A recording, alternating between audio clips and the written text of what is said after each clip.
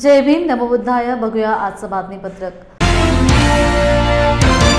भारतीय बौद्ध महासभा व विविध धार्मिक संघटनांच्या वतीने धम्मचक्र प्रवर्तन दिनी येणाऱ्या लाखो भाविकांच्या सुखसोयी सुविधा व सुव्यवस्था बघता सन 2024 ला पार पडलेल्या धम्मचक्र प्रवर्तन दिनाच्या कालावधीत देश विदेशातून आलेल्या जनतेचे दीक्षाभूमी परिसरात प्रचंड हाल होतात। यावर्षी महाबोधी महाविहार मुक्ती आंदोलन चळवळीच्या पार्श्वभूमीवर नागपूरच्या दीक्षाभूमीवर प्रचंड जनसागर उपस्थित राहणार असून यावर्षीच्या अतिवृष्टी व मान्सूनची आक्रमकता आणि दुसरीकडे तात्पुरते प्रसाधन बांधकाम उभारणीत दरवर्षी प्रशासनाकडून होत असलेली दिरंगाई यावर्षीच्या 28 सप्टेंबर ते 2 ऑक्टोबर 2025 दरम्यान होणाऱ्या धम्मचक्र प्रवर्तन दिन कालावधीत देशभरातून येणाऱ्या भीम अनुयायांच्या संख्येत मागील 5 वर्षाच्या तुलनेत दुपटीने वाढ होणार आहे।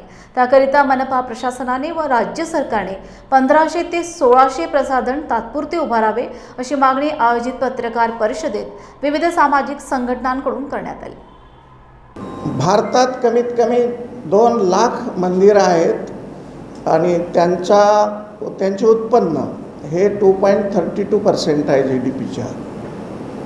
एवढा अवाढव्य खर्चही ते लोक करतात, आम्हाला त्याबद्दल काही म्हणायचं नाही आहे। पण ज्या अर्थी जिथं तथागत भगवान बुद्धाला संबोधी प्राप्त झाली आणि त्यांनी जगाताला मानवतेचा संदेश दिला ना, आम्ही तो धम्मस्वीकार डॉक्टर बाबासाहेब आंबेडकरांमुळे केला, तर त्या जागेचं पावित्र्य राखण्यासाठी तिथं कोणतेही अतिक्रमण असता कामा नये आणि तो विहार बुद्धांच्या ताब्यात द्यायला काही अड़चन नहीं है।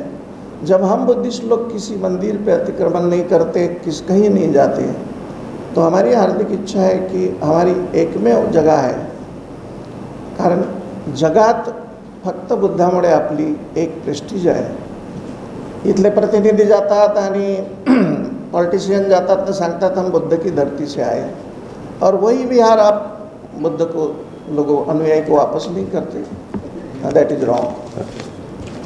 तुमच्या माध्यमातून सर्वोच्च न्यायालयाला आम्ही सांगतो की गेली 13 वर्ष हा न्यायालयीन याचिका सुप्रीम कोर्टात प्रलंबित असल्यामुळे आम्ही त्या याचिकेसंदर्भात महाबोधी महार मुक्त करावे आणि बुद्धिस्ट टेम्पल ॲक्ट 1949 रिपील म्हणजे रद्द करावे यासाठी लढत आहोत।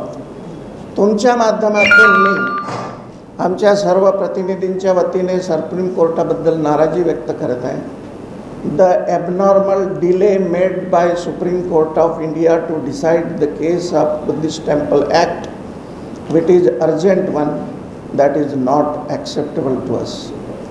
तर हे 13 वर्ष जे यांनी याचिकेला सर्वोच्च न्यायालयाने निकाली काढली नाही आणि कालच याचिका सुनावणीसाठी आली, तर आदरणीय पत्रकार बंधूंनो मी तुम्हाला सांगतो तीही याचिका त्यांनी पुढे ढकलली। ही चालढकल आम्हाला मान्य नाही। त्यांना आम्ही केस डिसाईड करण्यासाठी सांगत आहोत, त्यांना काय म्हणायचं ते म्हणाले आणि शेवटी आम्ही सांगतो की आम्हाला जर त्यांनी हरवलं तर we the people will go in the court of people, Buddhist people. कारण आमचा एकच प्रश्न आहे, युनेस्कोने ज्या महाबोधी महाविहाराला जागतिक वारसा म्हणून डिक्लेअर केलेला आहे, तर त्याला जागतिक पद्धतीनं भारतानं सांभाळावं, एवढंच मुद्दा आहे। 100 दीक्षाभूमीला आहेत, ॲज इट इज आहेत ते म्हणजे त्यात काही प्रॉब्लेम नाही। 100 ITIला आहेत, आजच पाहून आलो ते सुद्धा ॲज इट इज आहेत। तिथे 240 250 राहायचे, त्यापैकी बुजवल्या गेलेत, तिथे कन्स्ट्रक्शन चालू झालेलं आहे। ITIला कन्स्ट्रक्शन सुरू झालं। माता कचेरीला 200 राहायचे आणि 280 जेल परिसरात राहायचे। जेल परिसरामध्ये आता 15 फूट उंच बिल्डिंग बनलेली आहे। हे मागील 3 महिन्यापासून पेपरला येत आहे सातत्याने। आम्ही प्रशासनाला पाठवत आहोत की हे बघा, इथे भिंत तयार झालेली आहे, जिथून आम्ही एंट्री करतो, जिथे स्वच्छतागृह आणि स्नानगृह राहतात।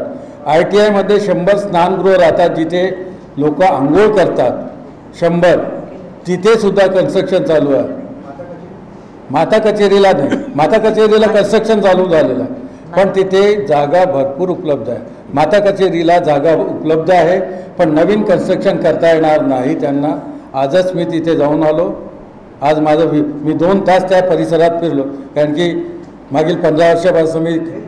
तर तुमच्या पेपरच्या माध्यमातून आमच्या ह्या बातम्या लोकांपर्यंत पोहोचाव्यात, लोकांना सुद्धा काय हकीकत आहे नेमकी ती माहीत व्हावी अशी आशा करते. आणि पत्रकार बंधूंनो, तुम्हाला खूप खूप धन्यवाद देते. आपण आपल्या वृत्तपत्रांमधून, तुमच्या मीडियामधून जो असेल, समजा तुमचा इलेक्ट्रॉनिक मीडिया असेल, प्रेस मीडिया असेल, याच्यामधून तुम्ही ही बातमी, हे जे म्हणणं आहे लोकांचं, हे सर्वसामान्य लोकांचं म्हणणं आहे. हे कोणा एकाचं नाही आहे, एका इंजिनियर, एका डॉक्टरचं नाही आहे, किंवा माझं म्हणणं नाही आहे. हे सगळ्या आम जनतेचं म्हणणं आहे. हे आम जनतेचं म्हणणं तुमच्या वृत्तपत्राच्या माध्यमातून, तुमच्या मीडियाच्या माध्यमातून लोकांपर्यंत पोहोचवा.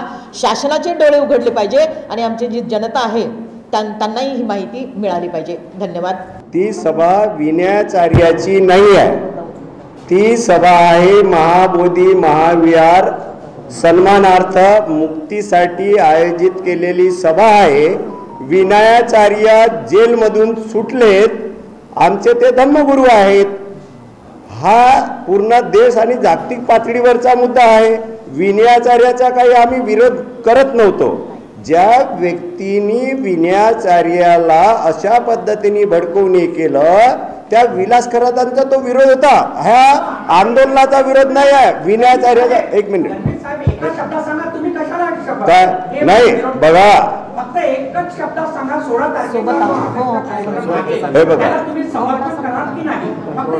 हे बघा, माझ्या सर्व कार्यकर्त्यांना हे सांगणं आहे की लढा विनयाचार्याचा असो की आकाश लामाजीचा असो, हा कशासाठी आहे? महाबोधी महामुक्तीसाठी आहे.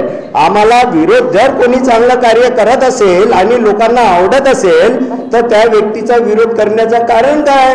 आम्ही हे बघा, आमचं आंदोलन आमचं तिथं संविधान चौकामध्ये कार्यक्रम सुरू आहे. आम्ही जर तिथं संविधान चौकामध्ये बसलेले आहोत तर आम्ही आमचं आंदोलन स्थळ सोडून जाणार कसं? नाही म्हणजे तुम्हीच सांगा पत्रकार बंधूंनो. संविधान का बदलावे या पुस्तकाचे लेखक, प्रकाशक, प्रकाशन आयोजकावर संविधान विरोधक म्हणून देशद्रोहाचा गुन्हा दाखल करावा या मागणीसाठी आज कोल्हापूर जिल्ह्यातील समविचारी परिवर्तनवादी संघटनेच्या शिष्टमंडळाने उपजिल्हाधिकारी संजय तेली यांना निवेदन देऊन संबंधितांवर कडक कारवाई करण्याची मागणी केली. सारा देश संविधानावर चालत असताना तथाकथित माथेफिरू लेखक यांच्या मागे कोण आहेत त्यांच्यावरही कायदेशीर कारवाई करा अशी मागणी करण्यात आली आहे. अशा विविध मागण्या यावेळी करण्यात आल्या. यावेळी वैभवदादा कांबळे, रणजित केळुस्कर, सुहास हुपरीकर, सुहास लाटवडेकर, सुरेश कांबळे, अशोक कांबळे आदी कार्यकर्ते उपस्थित होते. संविधान का बदलावे म्हणून एक चर्चासत्र आयोजित केलेलं होतं आणि फक्त चर्चासत्रच नाही तर त्याबाबतची एक पुस्तिकासुद्धा त्या ठिकाणी प्रकाशित करायचं आयोजित केलेलं होतं. या देशाचं दुर्दैव असं की ज्या संपूर्ण देश ज्या संविधानावर चालतोय त्या संविधानाला चॅलेंज घेतली काही अपप्रवृत्ती करत आहे आणि इथल्या देशातल्या व्यवस्थेलाच या ठिकाणी हात घालत आहे. ही दुर्दैव बाब आहे. त्यामुळं अशा वेळेला अशा लोकांच्याकडं पोलिसांच्याकडून या ठिकाणी देशद्रोहासारखा गुन्हा दाखल करायला पाहिजे. कारण नको त्या ठिकाणी तुम्ही जर संविधानच बदलायला पाहिजे, संविधान बदलायला पाहिजे आणि त्याचे सगळं वेगळी मनुस्मृतीचं किंवा वेगळे कायदा या ठिकाणी आणायचं काम जर कोण करणार असेल आणि त्याची जर पार्श्वभूमी कोण तयार करणार असेल तर आम्ही परिवर्तनवादी चळवळीतली लोक कधीही शांत बसणार नाही. हे सगळा त्यांचा जो कट आहे ती उधळून लावल्याशिवाय राहणार नाही. म्हणून गेल्या आठवड्यातला तो कार्यक्रमाला त्या ठिकाणी विरोध केलाच, त्यामुळे तो रद्द झाला आणि आम्ही संपूर्ण महाराष्ट्रामध्ये या ठिकाणी प्रत्येक जिल्हाधिकारी कार्यालयामध्ये जाऊन निवेदन देतोय, जिल्हा पोलीस प्रमुखांना या ठिकाणी निवेदन देतोय आणि असे देशद्रोही कृत्यांवर या ठिकाणी जबर गुन्हा दाखल केला पाहिजे. उठसूट एखाद्या किरकोळ कारणासाठी या ठिकाणी केंद्र सरकारने, महाराष्ट्र सरकार नक्षलवादी ठरवून, अर्बन नक्षलवादी ठरवून आमच्यासारखे कार्यकर्ते असतील, लेखक असतील, विचारवंत असतील, कवी असतील आणि सामाजिक कार्यकर्ते असतील त्यांना जर अर्बन नक्षलवादी जर ठरवणार असतील आणि त्यासाठी जर या ठिकाणी महाराष्ट्रातल्या सरकारनं सुद्धा हा जनसुरक्षा कायदा आणला असेल तर त्या विरोधात सुद्धा आम्ही या ठिकाणी राज्यव्यापी महाराष्ट्रभर त्या कायद्याच्या विरोधात आम्ही जनआंदोलन छेडले घेतल्याशिवाय राहणार नाही. आणि त्यामुळे आमची विनंती राहणार आहे महाराष्ट्र सरकारला की ही जनविरोधी कायदा जो आहे ती तात्काळ या ठिकाणी रद्द करा. आणि जर रद्द नाही झाला तर याचा कुठल्याही पद्धतीचा दुरुपयोग होता कामा नये. चळवळीतले कार्यकर्ते, लेखक आणि विचारवंत यांना कुठल्याही पद्धतीचा त्रास होणार नाही याची हमी या ठिकाणी या सरकारनं दिली पाहिजे आणि त्याची काळजी या ठिकाणी घेतली पाहिजे. अन्यथा या महाराष्ट्रामध्ये उद्रेक झाल्याशिवाय राहणार नाही. आणि याबाबतचं आणि इतर प्रश्नासाठी आम्ही आज या ठिकाणी जिल्हाधिकारी कार्यालय कोल्हापूर आणि जिल्हा पोलीस प्रमुख या ठिकाणी कोल्हापूरचे यांना आम्ही आज निवेदन देत आहोत. त्यांनी या ठिकाणी शासनाला योग्य त्या पुढच्या खबरदारीसाठी पत्रव्यवहार करावा. आणि जर या ठिकाणी अशाच पद्धतीनं जर संविधानाच्या बाबत जर वेगवेगळे कार्यक्रम करत असतील तर मात्र परिवर्तनवादी चळवळीतल्या कार्यकर्त्यांचा उद्रेक झाल्याशिवाय राहणार नाही हा इशारा मी या ठिकाणी शासनाला देत आहे. मंत्रालय मुंबई येथील दिव्यांग कल्याण विभागाच्या सचिवपदी कर्तव्यदक्ष IAS अधिकारी तुकाराम मुंडे यांची नियुक्ती झाल्याबद्दल बेरोजगार दिव्यांग कल्याण कृती समिती नांदेडच्या वतीने संघटनेचे अध्यक्ष राहुल साळवे यांच्या नेतृत्वाखाली नांदेड जिल्ह्यातील दिव्यांगांनी महामानव भारतरत्न डॉ. बाबासाहेब आंबेडकर यांच्या पूर्णाकृती पुतळ्यास अभिवादन करून फटाक्यांची आतिषबाजी करत एकमेकांना पेढे भरून आनंद व्यक्त केला. याप्रसंगी दिव्यांगांनी आम्ही सर्व तुकाराम मुंडे आहोत अशा आशयाचे हातात फलक घेऊन मुंडे यांच्या नियुक्तीचे स्वागत केले. बऱ्याच दिवसांनी दिव्यांग कल्याण विभागाला एक कर्तव्यदक्ष अधिकारी लाभला असून त्यांच्या हातून नक्कीच दिव्यांगांचे प्रश्न मार्गी लागतील अशी अपेक्षा संघटनेचे अध्यक्ष राहुल साळवे यांनी प्रसार माध्यमांशी बोलताना व्यक्त केली. डॉक्टर बाबासाहेब आंबेडकरांचा, डॉक्टर बाबासाहेब आंबेडकरांचा, छत्रपती शिवाजी महाराजांचा, राजश्री शाहू महाराजांचा. कालच राज्य शासनाच्या वतीने IAS अधिकारी जे कर्तव्यदक्ष असे अधिकारी तुकाराम मुंडे साहेब यांची दिव्यांग कल्याण विभाग मंत्रालय येथे सचिवपदी नियुक्ती करण्यात आली. एक कर्तव्यदक्ष सर्व समाजाला घेऊन चालणारे कर्मचारी असो, इतर सगळे समाज असो, या सर्वांना न्याय मिळवून देणारे असे कर्तव्यदक्ष IAS अधिकारी तुकाराम मुंडे साहेबांना दिव्यांग मंत्रालयातील दिव्यांग विभागाच्या सचिवपदी नियुक्ती केल्याबद्दल आज सकल दिव्यांग संघटना महाराष्ट्र राज्य नांदेडच्या वतीने परमपूज्य बोधिसत्व डॉ. बाबासाहेब आंबेडकर यांच्या पुतळ्याला अभिवादन करून आज फटाक्यांची आतिषबाजी करून आम्ही दिव्यांगांनी एकमेकाला पेढे भरून आम्ही आज आनंदोत्सव साजरा केला. खरं म्हणजे आज खऱ्या अर्थी त्या दिव्यांग कल्याण विभागाला कोणी जर सचिवपद जर आला, आज महाराष्ट्रातल्या लाखो दिव्यांगांना जर न्याय मिळवून देण्यासाठी जर कोणी जर आले तर ते कर्तव्यदक्ष असे IAS अधिकारी तुकारामजी मुंडे साहेब आहेत. आम्हाला त्याचाच सार्थ अभिमान आहे. आम्हाला त्यांच्याकडून अपेक्षा आहेत की आज नांदेड जिल्ह्यासह संपूर्ण महाराष्ट्रामध्ये बोगस दिव्यांगांचे सुळसुळाट सुरू आहे. बेरोजगार दिव्यांग असतील किंवा शिक्षक व इतर कर्मचारी असतील ज्यांनी बोगस दिव्यांग प्रमाणपत्र घेऊन शासनाची फसवणूक केलेली आहे, त्यांनी चौकशी करून असे बोगस दिव्यांगावर गुन्हे दाखल करावे. तसेच काही दिव्यांगांच्या विशेष शाळा आहेत, या दिव्यांगांच्या विशेष शाळेमध्ये संस्था चालक आणि मुख्याध्यापक यांनी आपलेच नातलग जे त्या पदाला पात्र नसलेले असे सुदृढ लोक त्या शाळेमध्ये भरती करून घेतले आणि बालपणापासूनच दिव्यांग विद्यार्थ्यावर अन्याय केला, त्यांना कुठले शिक्षण पुरवले गेले नाही. असे संस्था चालक आणि मुख्याध्यापक ज्यांनी बोगस भरती करून घेतली त्यांच्यावर कारवाई केली पाहिजे, त्यांची संस्था बंद केली पाहिजे अशी आम्हाला त्यांच्यावर अपेक्षा आहे. तसेच राज्य शासन असेल, केंद्र शासनाकडल्या ज्या काही दिव्यांगांच्या योजना आहेत त्यामध्ये MP लॅड्स मधला खासदार निधी असेल, आमदार स्थानिक क्षेत्र विकास निधी मधला 30 लाख रुपये असेल, हा दरवर्षी खर्च झाला पाहिजे. स्थानिक स्वराज्य संस्थांमधला दिव्यांगांचा राखीव निधी खर्च झाला पाहिजे. दिव्यांगांना स्वयंरोजगारासाठी गाळे उपलब्ध झाले पाहिजे. स्वयंरोजगार करण्यासाठी 200 स्क्वेअर फीट जागा दिली पाहिजे. दिव्यांगांना विविध घरकुल योजनेचा लाभ दिला पाहिजे. आजवर ह्या फक्त कागदावरच्या योजना होत्या. ह्या कागदावरच्या योजना शासन निर्णयांची त्यांनी काटेकोरपणे अंमलबजावणी करावी आणि ज्या कोणी दोषी अधिकारी असेल, लोकप्रतिनिधी असेल, त्यांच्यावर कारवाईचा प्रस्ताव दाखल करावा. आज नांदेड जिल्ह्यासह सकल दिव्यांग महाराष्ट्र राज्य हे त्यांच्या पाठीशी आहे. आम्ही सर्वजण तुकाराम मुंडे आहोत असे आम्ही ते आंदोलन करून त्यांना पाठिंबा देऊन आम्ही त्यांचं सहर्ष स्वागत करत आहोत. क्या हुआ बहू? माँ, पाइल्स की बहुत तकलीफ हो रही है. तो तुम गुदरोग सर्जन के पास क्यों नहीं गई?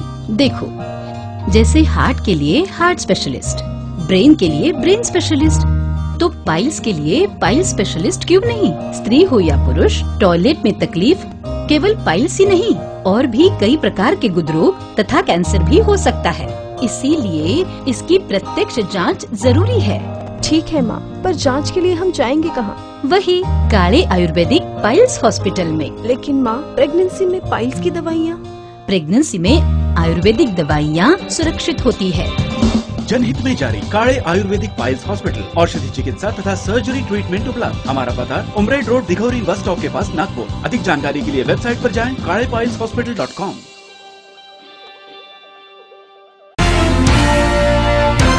प्रभाग क्रमांक 10 बेनोडा भीमटेकडी अंतर्गत येणाऱ्या फ्रेझरपुरा स्मशानभूमी ही या परिसरातील एकमेव असून त्या ठिकाणी अनेक नागरिक अंत्यविधी करता येतात। या स्मशानभूमी लगत मोठ्या प्रमाणात लोकवस्ती आहे। या स्मशानभूमीमध्ये झोन क्रमांक 2 व 3 मधील दैनंदिन कचरा दररोज आणून टाकला जातो। या ठिकाणी कचरा डेपोच झाल्याचं दिसून येते। या कचऱ्यामुळे परिसरातील नागरिकांचे आरोग्य धोक्यात आले असून अंत्यविधी करता येणाऱ्या नागरिकांना मोठ्या प्रमाणात त्रास सहन करावा लागत आहे। या स्मशानभूमीमध्ये सौंदर्यीकरण करावे याकरिता पालकमंत्री यांच्याकडे वारंवार पाठपुरावा केलेला आहे। सौंदर्यीकरण दूरच, परंतु या ठिकाणी कचरा डेपोज करून टाकलेला आहे, अशा आशयाचे निवेदन माजी नगरसेवक व जिल्हाध्यक्ष बसपा अजय गोंडाने यांनी मनपा आयुक्त तथा प्रशासक सौम्या शर्मा यांना देण्यात आले। या संदर्भात कार्यवाही न झाल्यास तीव्र आंदोलन करण्यात येईल असा इशारा दिलाय। यावेळी समाजसेवक गौरव खून, नंदाताई पवार व पदाधिकारी कार्यकर्ते मोठ्या संख्येने उपस्थित होते। फ्रेझरपुरा स्मशानभूमीच्या संदर्भात आज माननीय आयुक्त मॅडम यांना निवेदन देण्यात आलं। विषय होता की फ्रेझरपुरा स्मशानभूमी या ठिकाणी गेल्या अनेक दिवसापासून झोन क्रमांक 2 आणि झोन क्रमांक 3 या दोन्ही झोनचा कचरा हा जमा केला जात आहे आणि यामुळं त्या ठिकाणी अशी अवस्था निर्माण झाली आहे की जेणेकरून त्या ठिकाणी लालखडीचा कम्फर्ट डेपो त्या ठिकाणी तयार करण्यात येत आहे की काय, अशा प्रकारचं वातावरण, अशा प्रकारचं त्या ठिकाणी दृश्य त्या ठिकाणी निर्माण होत आहे। आणि त्या स्मशानभूमीला लागून जवळपास लुंबिनी नगर आहे, कुंभारवाडा आहे, फ्रेझरपुरा आहे, संजय गांधी नगर आहे, म्हणजे असे अनेक परिसर त्या स्मशानभूमीला लागून आहे आणि त्याच परिसरामध्ये हा कचरा त्या ठिकाणी जमा केला जात आहे आणि यामुळे त्या परिसरातील सर्व नागरिकांच्या आरोग्यावर हा मोठ्या प्रमाणात धोका निर्माण होत आहे आणि विविध प्रकारच्या बिमाऱ्या त्या ठिकाणी उत्पन्न होत आहेत। आणि त्या संदर्भात माननीय आयुक्त मॅडम यांच्याशी चर्चा झाली की आपण त्या ठिकाणी हा जो येणारा कचरा हा तातडीने बंद करण्यात यावा। जर का आपण हा कचरा बंद केला नाही तर आम्ही सर्व परिसरातील नागरिकांच्या वतीने मोठ्या प्रमाणात तीव्र आंदोलन त्या ठिकाणी छेडू। आम्ही त्यांना एक 3 ते 4 दिवसाचा अल्टिमेटम दिलेला आहे आणि या 3 ते 4 दिवसात त्यांनी हा कचरा येणे बंद नाही केला तर आम्ही निश्चित त्या ठिकाणी सर्व परिसरातील नागरिक त्या स्मशानभूमीच्या गेटवर उभे राहून संबंधित येणाऱ्या ज्या काही कचऱ्याच्या गाड्या या आम्ही त्या ठिकाणाहून परत करू आणि एवढे करून जर समजा बंद झाला नाही तर त्या गाड्या पलटी करण्याचं काम आम्ही त्या ठिकाणी करू। आणि सर्व नागरिकांच्या वतीनं हे निवेदन देण्यात आलेलं आहे आणि समस्त परिसरातील नागरिक या आंदोलनामध्ये सर्व सहभागी आहेत आणि मी सर्व उपस्थित या बहुजन समाज पार्टीच्या पदाधिकाऱ्यांचं आणि सर्व नागरिकांचं मनापासून आभार मानतो की ते वेळेतला वेळ काढून या ठिकाणी उपस्थित झालात। धन्यवाद। पंतप्रधान व मुख्यमंत्री रोजगार निर्मिती या अंतर्गत या योजनेची प्रत्यक्ष अंमलबजावणी करून विनातारण 1 कोटीपर्यंत कर्ज वाटप करून रोजगाराची संधी उपलब्ध करून देण्यात यावी व 2026चे आर्थिक उद्दिष्टे पूर्ण करण्यात यावीत या व इतर अन्य मागण्या मान्य कराव्यात, अन्यथा नांदेडच्या मालेगाव रोडवरील स्टेट बँक ऑफ इंडिया जिल्हा अग्रणी बँक या कार्यालयावर येत्या 21 ऑगस्ट रोजी भव्य मोर्चा काढण्यात येणार असल्याची माहिती जिल्हा अग्रणी बँक युवा संघर्ष समितीचे संस्थापक अध्यक्ष इंजिनियर अभिषेक कासराळीकर यांनी शासकीय विश्रामगृहात घेण्यात आलेल्या पत्रकार परिषदेत दिली। मी प्रदीप कुलकर्णी, युवा हक्क संघर्ष समितीचे महाराष्ट्र प्रदेश अध्यक्ष। यामध्ये आपल्याला आपलं जे उद्दिष्ट आहे मोर्चा आपण आयोजित केलेला आहे ते आपल्या बेरोजगार युवकांसाठी, जे आजकालचा जो प्रश्न निर्माण झालेला आहे की बेरोजगार युवक आज कुठल्याही थराला जात आहे, त्याला रोजगार मिळत नाहीये। पण आपण जे मुख्यमंत्री रोजगार निर्मिती कार्यक्रम जे देवेंद्र फडणवीस आपले मुख्यमंत्री आहेत महाराष्ट्राचे, त्यांनी जे हे इथं ठेवलेलं आहे, म्हणजे हा जो त्यांनी त्यांच्यातर्फे एक योजना आखलेली, योजनेमध्ये आपण या सगळ्या गोष्टी आपण त्यांना देतोय, तर ती योजना पूर्णपणे बेरोजगारांपर्यंत पोहोचत नाही। तर ती योजना पूर्णपणे पोहोचण्यासाठी आपण हा लढा लढतोय आणि त्याच निमित्ताने आपण 21/8/2025 रोजी जिल्हा अग्रणी बँकेवर हा मोर्चा आपण आयोजित केलेला आहे। तो तरोडा नाका येथून जिल्हा अग्रणी बँकेवर आपल्याला तो मोर्चा न्यायचा आहे। आणि त्यामध्ये सर्व बेरोजगार युवकांना मी आवाहन करतो की सर्वांनी तिथे येऊन आपल्या मोर्चामध्ये सहभाग घ्यावा, जेणेकरून की बेरोजगार युवकांसाठी त्यांनी जे बँकेत जे मनमानी कारभार चालू आहे तो आपल्याला रोखायचा आहे। आपल्याला आपला हक्क मिळालाच पाहिजे। या गोष्टीसाठी आपल्याला तिथे येऊन हा मोर्चा आपल्याला सक्सेसफुल करायचा। मी अभिषेक पिराजी केसराळीकर, युवा हक्क संघर्ष समिती संस्थापक अध्यक्ष या नात्याने या ठिकाणी आम्ही एक बैठक आयोजित केली होती। ह्या बैठकीचा प्रमुख उद्देश होता की नांदेड जिल्ह्यातील असेल किंवा महाराष्ट्रातील सुशिक्षित बेरोजगार बांधव त्यांच्यासाठी मुख्यमंत्री साहेबांनी एक योजना अंमलात आणली। त्या योजनेचं नाव आहे मुख्यमंत्री रोजगार निर्मिती कार्यक्रम। या योजनेच्या माध्यमातून सुशिक्षित बेरोजगार बांधवांना एक रोजगाराची संधी प्राप्त होते, रोजगार त्यांना मिळू शकते। या उद्देशाने शासनाने ही योजना अंमलात आणली। पण नांदेड जिल्ह्यातील किंवा महाराष्ट्रातील जे बँकेची मनमानी कारभार आहे तर बँक व्यवस्थापक त्या योजनेची अंमलबजावणी करत नसून सुशिक्षित बेरोजगार बांधवांना या योजनेपासून वंचित ठेवत आहेत। तर या अनुषंगाने आम्ही या ठिकाणी नांदेड जिल्ह्यामध्ये जिल्हा अग्रणी बँक मालेगाव रोड नांदेड 21/8/2025 या तारखेला आम्ही सर्व सुशिक्षित बेरोजगार बांधव, नांदेड जिल्ह्यातील सर्व बांधव, सर्व अपंग महिला, अनुसूचित जाती जमातील सर्व बांधव आम्ही एकत्र येऊन हा आम्ही मोर्चा काढण्याचं ठरवले आहे। तरी आमचा 21 तारखेला भव्य मोर्चा आहे। तर सर्वांना आव्हान आहे, कृपया आपण सर्वांनी या मोर्चामध्ये सामील व्हावं आणि हा मोर्चा एकट्याचा नसून सर्वांचा आहे। तरी सर्वांनी सामील होऊन या मोर्चाला सहभाग नोंदवावे आणि एवढीच विनंती करतो। शेतकऱ्यांच्या घामावर डल्ला मारणाऱ्यांकडून पैसे वसूल करा अन्यथा गोकुळ दूध संघाविरोधात जिल्ह्याभर रान उठवू असा इशारा शिवसेना उभाटा पक्षाच्या वतीने उपनेते संजय पवार व सहसंपर्क प्रमुख विजय देवणे यांच्या नेतृत्वाखाली कार्यकारी संचालक मधुकर गोडबोले यांना निवेदनाद्वारे देण्यात आले आहे। गोकुळ दूध संघ दूध उत्पादकांचा आधारवड आणि सर्वसामान्यांचा प्रचंड विश्वास असणारा संघ असून शेतकऱ्यांना त्यांच्या कष्टाचा पुरेपूर मोबदला मिळून संघाचे नावलौकिक व्हावे ही सर्वांची अपेक्षा आहे। त्यावेळी संचालकांनी आपापसात हे प्रकरण मिटवून बड्या माशांना सोडून छोट्या माशांना शिक्षा दिली आहे। तसेच पशुखाद्य घोटाळा झाला त्या संस्था चालकांवर चौकशी होऊन फौजदारी गुन्हे दाखल करावे अशी मागणीही करण्यात आली। खरं तर गोकुळ दूध संघ हा आपल्या शेतकऱ्यांचा आहे, कष्टकऱ्यांचा आहे। सकाळी 5 वाजल्यानंतर रात्री झोपेपर्यंत सर्व कुटुंब त्या जनावरांची मुलाबाळासारखी काळजी घेऊन दूध उत्पादकांना दूध घालत असते आणि त्यावर हा दूध संघ चाललेला आहे। अनेक वर्षापासून आमच्या ह्या संघावर विश्वास होता, पण आता कुठंतरी थोडी शंका यायला लागलेली आहे की काहीतरी इथं गोंधळ सुरू आहे। म्हणून आज शिवसेना उद्धव बाळासाहेब ठाकरे पक्षाच्या वतीनं आज MD आम्ही एक निवेदन दिलेलं आहे की 3,75,00,000 रुपये तुम्ही जाजम घेतले, घड्याळं घेतली आणि त्यानंतर तुम्ही गोवा सहल केली अशी चर्चा आहे। सहकुटुंब गोवा सहल करताना तिथं तुम्ही काय केलं आम्हाला माहीत नाही, पण तो गेला होता, तुम्ही कशासाठी गेला होता माहीत नाही, परंतु तो गेला होता का नाही तुम्ही हे सांगण्यात ते असमर्थ ठरलेले आहेत। जर तुम्हाला ट्रेनिंग करायचंच होतं तर आनंद आहे तुम्हाला, पंजाब की तिथं दूध मोठ्या प्रमाणात उत्पादन होतं, तिथं जाऊन तुम्ही ट्रेनिंग घ्या। पण ट्रेनिंग केल्यानंतर एवढ्या वर्ष परदेश दौरे केल्यानंतर ते ट्रेनिंगचा शेतकऱ्यांना काय फायदा झाला ते सांगा आम्हाला। सगळ्यात महत्त्वाचं एक गंभीरतेने आता आम्हाला स्पष्ट केलं आहे, MDनी धाडस केलेलं आहे की आम्ही कोटेशनच्या पद्धतीनं 3,75,00,000 रुपयाची आम्ही जाजमान घड्याळ घेतली। ठीक आहे, दूध उत्पादन दिलं, आम्हाला आनंद आहे, पण तू कायदेशीर प्रकारे तुम्ही राबवली का? पोटकलम काय म्हणतो तुमचा? तर माझ्या मते आमच्या माहितीप्रमाणे त्यांनी बेकायदेशीररित्या ही प्रक्रिया राबवलेली आहे आणि शेतकऱ्यांचं प्रचंड नुकसान केलेलं आहे।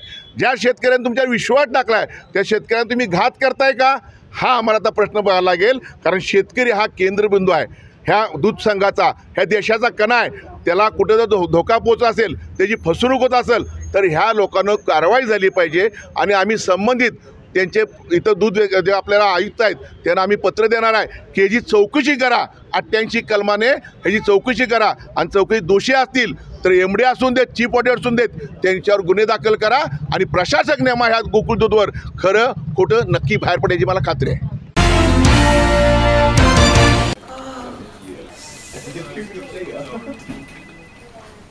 बॉस ने मीटिंग बुलाई। क्या यार, आदमी की तकलीफ को तो समझो, बाहर बाहर उठो बैठो उठो बैठो। जनाब, तकलीफ उठने बैठने की नहीं, तकलीफ बवासीर की है? बवासीर, फिशर, भगंदर, पाइलोनियल साइंस का आयुर्वेद तथा आधुनिक लेजर से उपचार। अभ्युदय पाइल्स लेजर हॉस्पिटल, लोहार समाज भवन के पीछे, महापुष्प सोसाइटी, शताब्दी नगर चौक से मनीष नगर रोड, नागपुर। कॉल और विजिट करें www.pilesfistulacure.com। गेल्या काही वर्षांपासून रखडलेल्या राज्यातील जिल्हा परिषद, पंचायत समित्या, नगरपालिका आणि महानगरपालिका या स्थानिक स्वराज्य संस्थांच्या निवडणुका ह्या दिवाळीनंतर होणार असल्याची माहिती समोर आली आहे। ऑक्टोबर महिन्याअखेरीस या निवडणुकांसाठीची प्रक्रिया सुरू होईल। दरम्यान या निवडणुकांमध्ये ईव्हीएमचा वापर करण्यात येणार आहे। मात्र लोकसभा आणि विधानसभा निवडणुकांप्रमाणे या निवडणुकीत व्हीव्हीपॅटचा वापर केला जाणार नाही, अशी माहिती निवडणूक आयोगाने दिली आहे। महाराष्ट्र राज्याच्या निवडणूक आयोगाच्या आयुक्तांनी पत्रकार परिषद घेत एक अजब निर्णय जाहीर केलाय। तो म्हणजे येणाऱ्या महाराष्ट्रातील स्थानिक स्वराज्य संस्थांच्या निवडणुकांमध्ये व्हीव्हीपॅट मशीन वापरलं जाणार नाही। व्हीव्हीपॅट मशीन हे अत्यंत महत्वाचं आहे आणि एका बाजूला देशामध्ये ईव्हीएम मशीनच्या संदर्भामध्ये मोठ्या प्रमाणात लोकांच्या मनात संभ्रम आहे, शंका आहे। असं असताना व्हीव्हीपॅट मशीन हे त्याचसाठी बसवण्यात आलं होतं की लोकांच्या मनामध्ये, मतदारांच्या मनामध्ये जी शंका आहे की मी दिलेलं मत हे योग्य उमेदवाराला जातंय का, ती शंका दूर व्हावी आणि मतदाराला हे कळावं की त्याने दिलेलं मत हे कोणाला गेलंय। त्याला कळण्यासाठी व्हीव्हीपॅट मशीनची योजना होती। व्हीव्हीपॅट मशीन हे ईव्हीएम मशीनला प्रिंटर पोर्टद्वारे जोडलं जातं आणि ज्यावेळी मतदार हा मतदान करतो त्यावेळी काही सेकंदांसाठी व्हीव्हीपॅट मशीनवर एक स्लिप येते ज्यावर उमेदवाराचं नाव आणि चिन्ह हे लिहिलेलं असतं। ही स्लिप काही सेकंदासाठी जरी येत असली तरीही त्यामुळे मतदाराला ही खात्री पडते की त्याने दिलेलं मत हे योग्य उमेदवाराला गेलेलं आहे।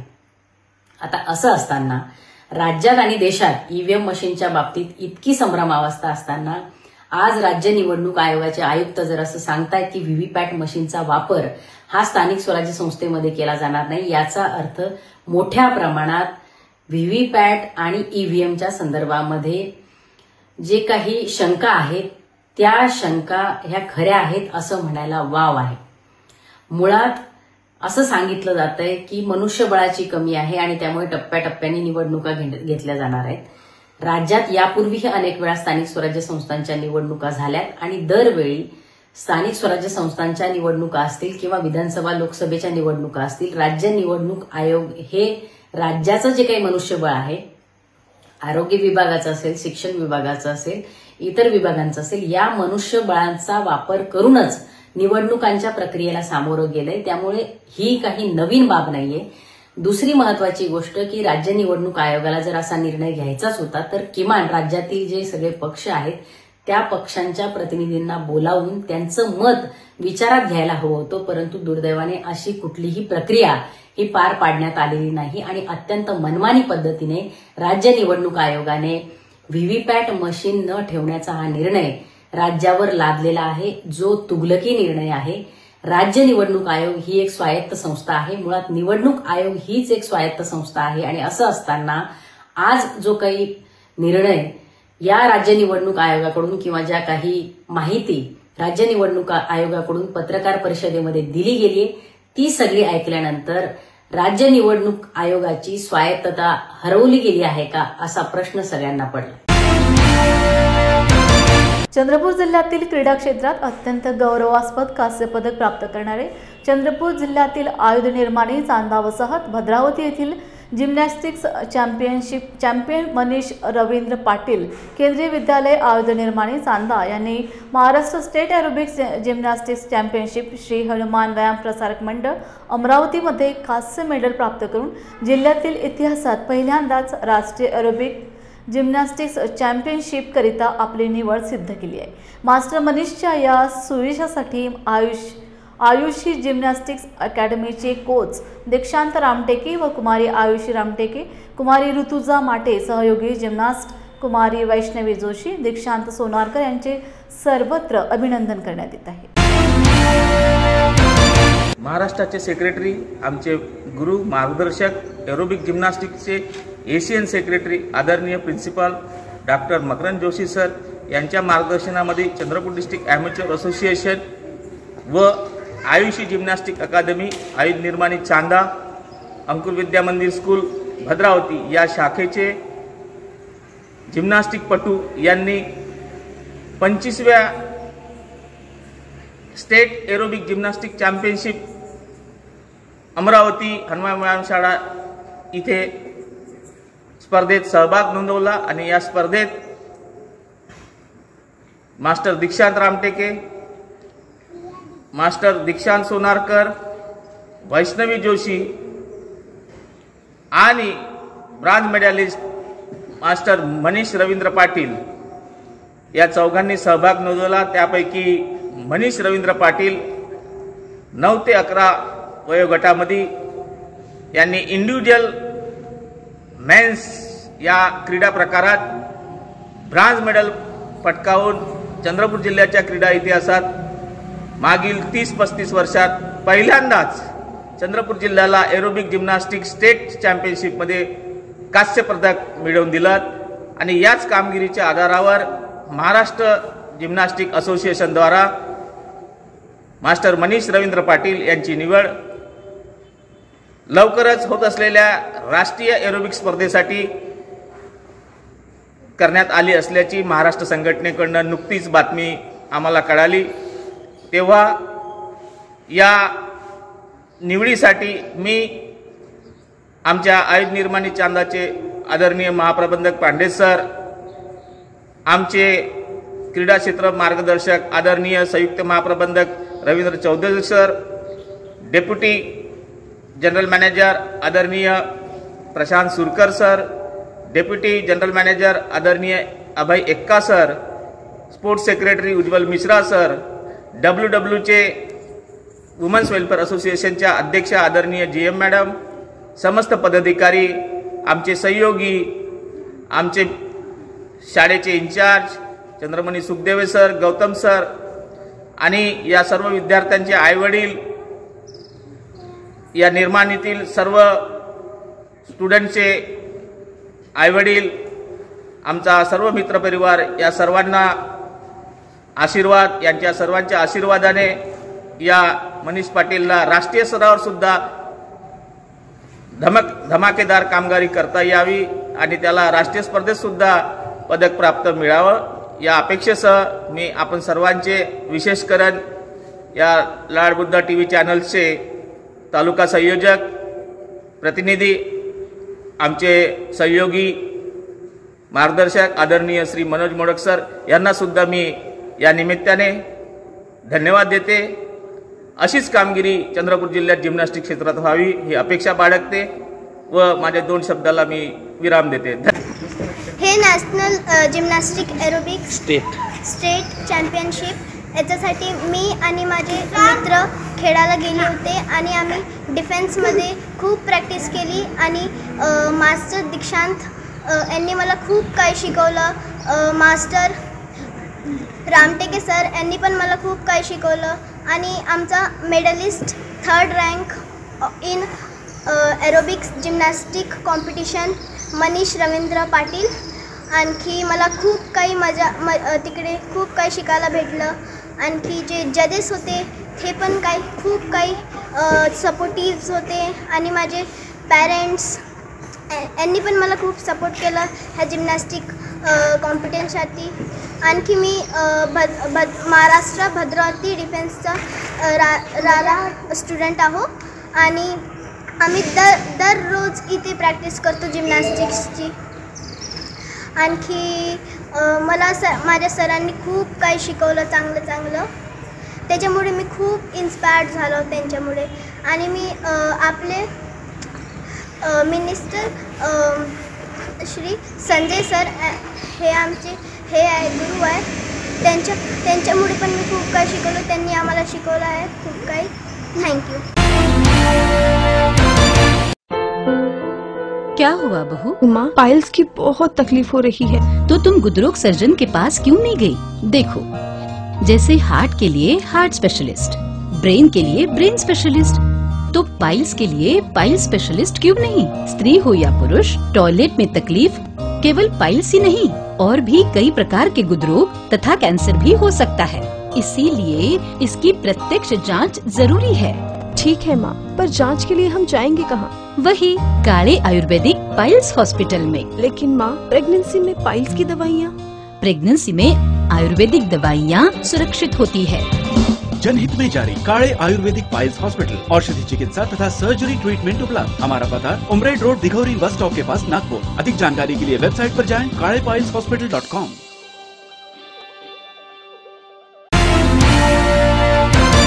सर्जरी क्षेत्रात आधुनिक तंत्रज्ञान आणि आयुर्वेदिक चिकित्सा यांचा समन्वय साधणारे अचूक उपचार, आयुर्वेद व आधुनिक लेझर प्रॉक्टॉलॉजिस्ट संगम हे पुस्तक प्रसिद्ध लेझर प्रॉक्टॉलॉजिस्ट डॉक्टर प्रवीण सावे यांच्या लेखणीतून साकारले आहे। रविवारी या पुस्तकाचा प्रकाशन सोहळा नागपुरात पार पडला। विज्ञान आणि आयुर्वेद एकत्र आल्यास रुग्णाला अधिक प्रभावी उपचार देता येतात, हा अनुभव या पुस्तकातून मांडल्याची माहिती डॉक्टर सावे यांनी बोलताना दिली। नमस्कार, मैं doctor Praveen Sahave, director Abhyuday piles laser hospital Manish Nagar road Nagpur. हाल ही में मेरी एक बुक का विमोचन हुआ है जिसका नाम है healing with precision. Healing with precision इसका मतलब होता है कि अगर हम किसी पेशेंट्स को ठीक कर रहे हैं तो उनको अचूकता से, एक्यूरेसी से ठीक करना। हीलिंग विथ प्रिसीजन, ये जो शीर्षक है, इसी शीर्षक में इसी बुक की जो खूबियाँ है वो छुपी हुई है। आयुर्वेद और अत्याधुनिक लेज़र ट्रीटमेंट जब हम पेशेंट्स के लिए यूज़ करते हैं तो इस चिकित्सा के माध्यम से दोनों का अगर हम सम्मिश्रण करते हैं तो आने वाले जो पेशेंट्स के लिए रिजल्ट्स है वे लॉन्ग टर्म रहते हैं, होने वाले कॉम्प्लिकेशंस जो है वो काफ़ी कम रहते हैं। और इसी को ध्यान में रखते हुए ये बुक का जो है हमने लिखान किया है। जब हम ट्रीटमेंट करते हैं पाइल्स, फिशर या फिशुला, तो इसमें आधुनिक लेज़र ट्रीटमेंट है और साथ में आयुर्वेद का पुरातन शास्त्र है। इन दोनों का सम्मिलन करने से हमारे पेशेंट्स के जो रिजल्ट्स है या आउटकम्स है वो काफ़ी अच्छे आते हैं। और जैसे बार बार होने वाली जो समस्या है पाइल्स, फिशर, फिशुला, इससे पेशेंट को निजात मिलता है। फिशुला की अगर हम बात करेंगे तो इसमें रिकरेंस के चांसेस ज़्यादा होते हैं, बार बार होने की संभावना ज़्यादा होती है। तो लेज़र के साथ साथ एडवांस मॉडिफाइड फिशुला ट्रीटमेंट और इफ्टाक ट्रीटमेंट, इसका अगर हम समावेश करते हैं तो निश्चित ही इस ट्रीटमेंट से और दोनों शास्त्र के सम्मिलन से हमारे पेशेंट्स के लिए फ़ायदा ही होता है। हीलिंग विथ प्रिसीजन ये जो बुक है, ये बुक आपके सामने मैं दिखा रहा हूँ। ये जो बुक है इसका जो आप फ्रंट पेज देखेंगे ना, तो ये फ्रंट पेज जो है ये मेरे बड़े बेटे ने डिज़ाइन किया है जो कि 11th में है अभी। इसमें आपको देखने के लिए मिलेगा कि इसमें मॉडर्न लेज़र इंस्ट्रूमेंट भी दिख रहे हैं, लेज़र मशीन्स दिख रही है, आयुर्वेद की जो मशीन्स है वो भी दिख रही है और आयुर्वेद के जो जड़ी बूटियाँ है उसके भी पिक्चर इसमें दिए हुए हैं। ये जो बुक है हीलिंग विथ प्रिसीजन, इसका उद्देश्य यही है कि इस बुक में हमने आधुनिक चिकित्सा शास्त्र के साथ आयुर्वेद के प्रिंसिपल को इकट्ठा किया है। जैसे कि सर्जरी ये कोई फिजिकल एक प्रोसेस नहीं है, it's a process of health end south. आपका शारीरिक और मानसिक जो परिणाम है वो सर्जरी के द्वारा होता है। तो आयुर्वेद के सिद्धांत के अनुसार अगर हम कुछ मेडिसिन्स है, जैसे कि रेजुनेशन मेडिसिन्स है, रसायन मेडिसिन्स है, तो ये मेडिसिन्स इस सर्जिकल प्रोसीजर के कॉम्प्लिकेशंस को कम करती है। इस बुक में हमने यह टोटल स्टडी जो अभी तक 15 साल में हमने किया है उसके कुछ केस स्टडीज़ हमने इंक्लूड किए हैं।